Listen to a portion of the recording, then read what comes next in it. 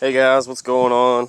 Just wanted to give you guys a little update after months of not seeing the old Greg the Ranger. I finally ended up pulling out the motor. I made a big mess. Oh well. I got the motor out. I had a cylinder 4 misfire for a, goodness, I say lot, for a burnt valve. It was not stuck, it was burnt.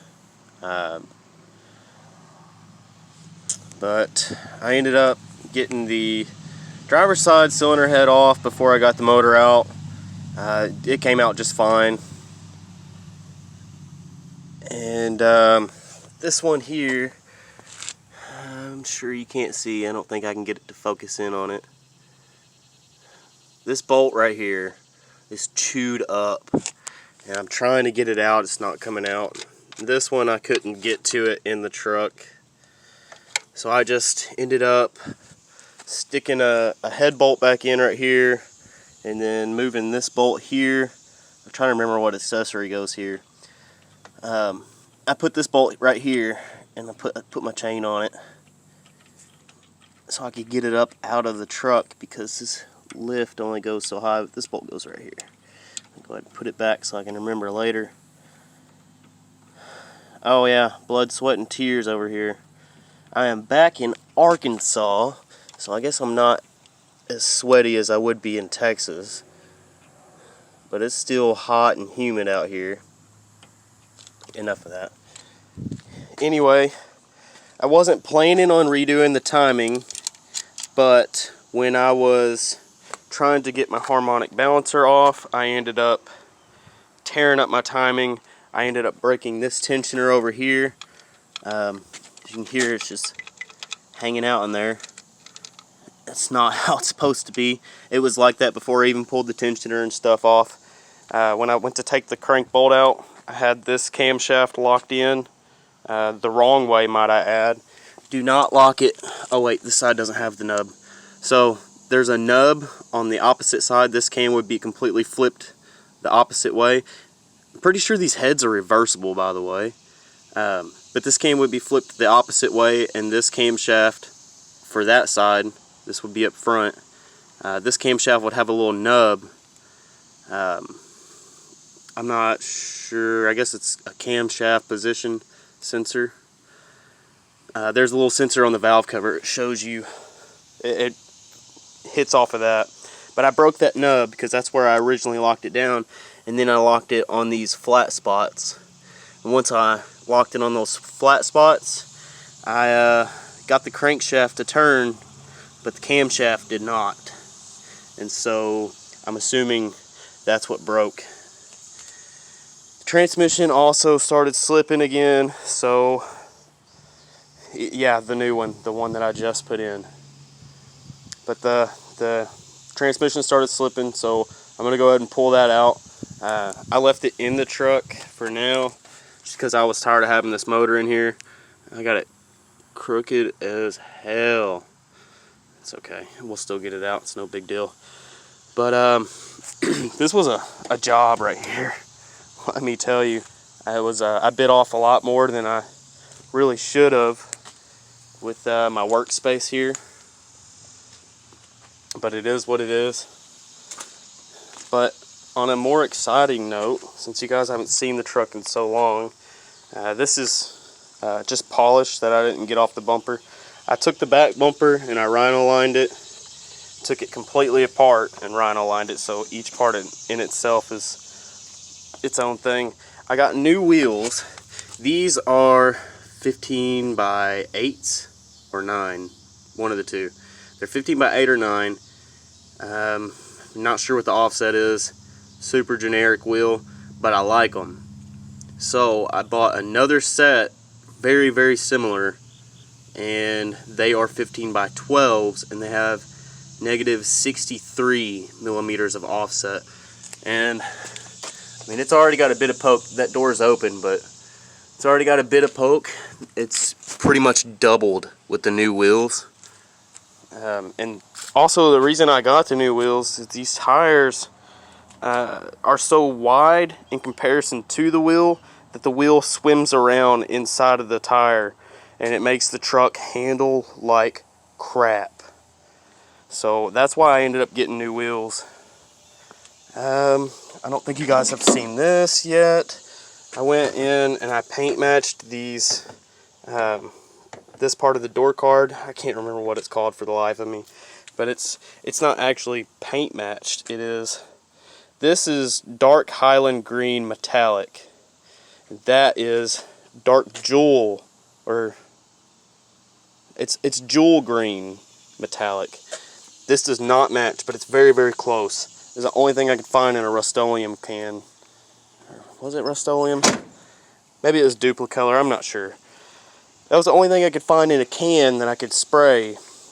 Cause I don't have a spray gun and all that shit, and I don't plan on buying one quite yet. Not until I have a shop and I can do things right. The brand new CV axles that I put in, I blew them out. They are so bad. I also found out that the rear end does have 410s in it. The reason it felt like it had 373s is because the truck was so underpowered with that cylinder 4 misfire that it just felt like it was really high geared. But no, it actually does have 410s in it. The only problem was they left the that axle originally came with 373s, and they left the tag for one, and they also left the I want to say it's a tone ring, and maybe the wrong term. It's the ring that records the speed, hits the vehicle speed sensor, bumps the magnet, tells you how fast you're going. They left the 373 ring in it, and so it made it read like it was driving on 373s, even though it's actually on 410s. So I may change that out. I may just deal with it because I'm so used to driving it that way now that it's just second nature, I guess. That's my trash out of the back of my truck. The truck's been sitting for a hot minute. I bought this tailgate at a pick and pull not too long ago. And so it's one of the older styles from a Ranger, obviously. And these will come out. But I'm going to take this inner part, it says Ford across it. I'm going to cut it out, and I'm going to weld it into mine, and I'll fill these holes in and stuff. I don't know why they ever put a plate on these. They put a plate across the front of them from the factory. I think it's a horrible look. I think the inset Ford emblem's way better. I busted out the back glass trying to get my keys out of it at one day, and so I ended up, the only thing I could find at the junkyard was this single panel, no slider. So I went ahead and put this in here, but with the intentions to take it back out and put a slider back in. I just found out very recently, somebody posted in one of the forums that they have the new style glass where it's just like a square in the middle of the glass, and I love that look. I was thinking about trying to modify one way back when I was young and full of energy, all that good stuff, but obviously it's not something you can really do. So now that they offer them, I'm going to go ahead and put one of those in. I'll go ahead and leave that there for now, and then when I have the money to do it, I'll go ahead and do it. These upper control arms, I can't remember if I cheaped out on them or not.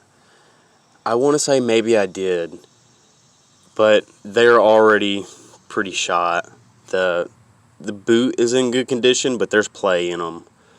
They're like, when you lift it up, you can feel the play. Also, I want to say these ball joints in them are junk, because this is my 5th Ranger that I've had. I've never had a ball joint that would not let me jack the truck up. You know, we all do the torsion key crank. I've never had one that wouldn't let me jack it up. This one does not let me. You get to a certain point and it just stops. And so that's junk. I still haven't done a lot of the things that I've been wanting to do, but my life got pretty hectic at one point, and so I just haven't had the time.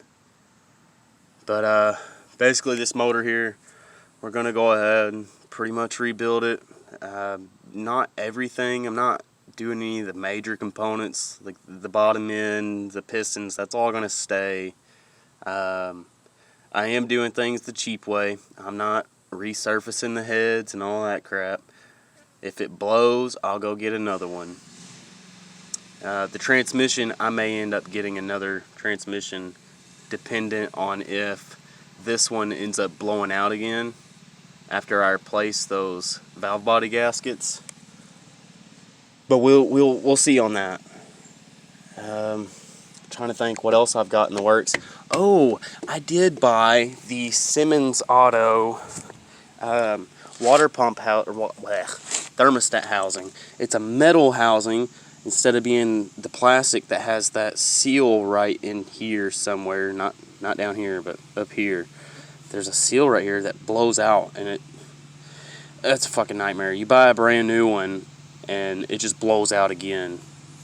So I went ahead and I bought the Simmons Auto metal one. If this video cuts off, I'm just going to leave it where it's at, just so you know. Oh, I'm also porting the heads. I bought a really nice Dremel. Actually, my wife bought it for me. My wife is a G. I love her.